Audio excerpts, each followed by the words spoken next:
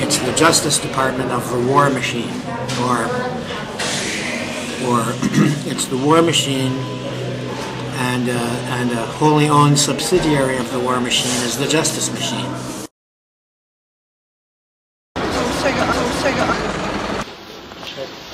Of Nazis putting undesirable types in, like fat Jewish businessmen, decadents, communists, I don't know.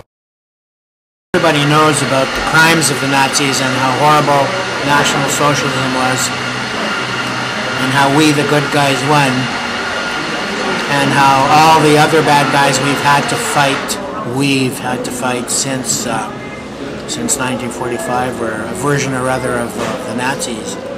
So we continue to be the good guys. The Nazis, in some way or another, continue to be the bad guys. If we think the Zionists are now the bad guys, we call the Zionists Nazis. And so, as you just said, I'm twisting it a little bit. Justice is a branch of the war machine. Remember what I was saying before about Prussian militarism? Yes, well, it was about readiness to die and to kill for the Kaiser.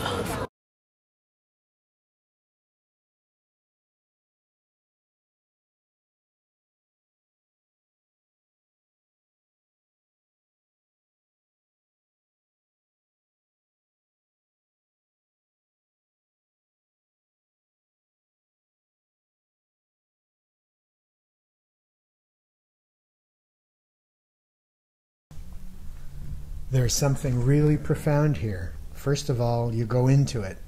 It gets deeper, narrower, and scarier. Then you come out of it. Although it plumbs the depth of the phenomenon, it also takes you out of it. It's a very optimistic, hopeful sculpture. It is stark. Stark in German also means strong. And at the same time, it is soft and yielding.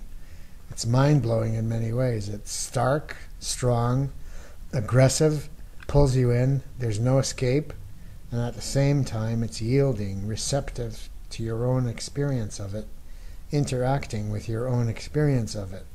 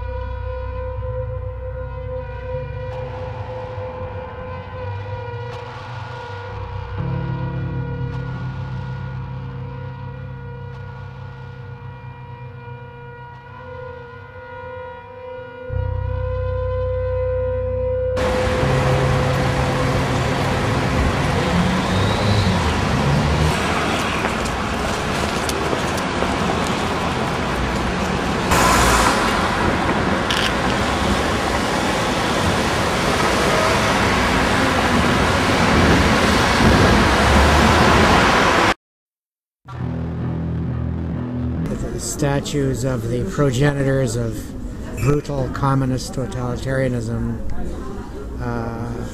are a plaything for the people.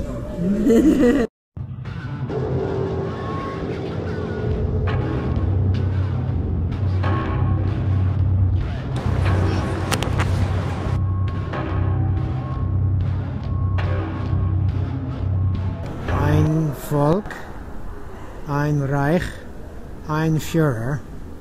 We've come all the way from that to Vanity Fair, das neue Magazin für Deutschland.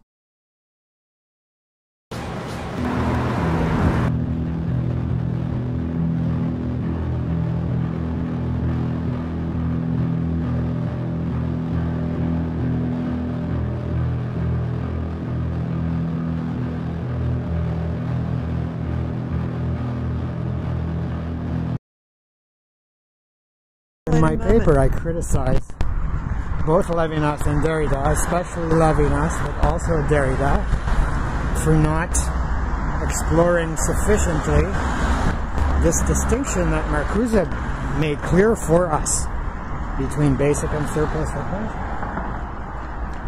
between the transhistorical, or in some sense necessary, aspect of human suffering, and that's where Buddhism fits in too, eh?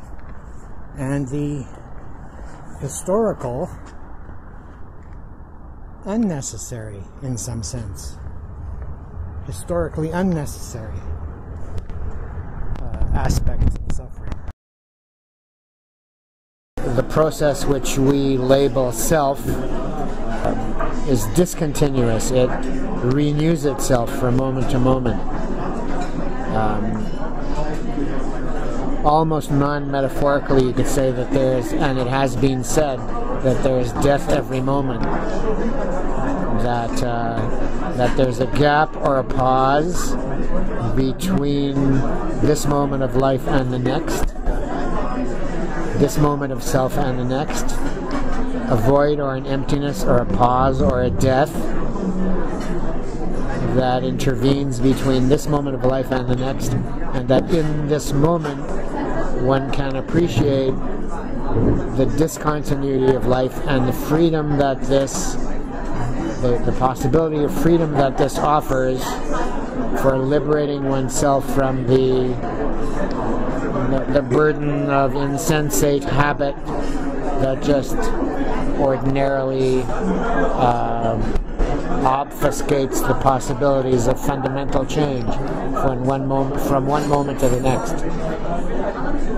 So the speedier life gets, the more intense the illusion becomes of the continuity of the self that is speeding through time.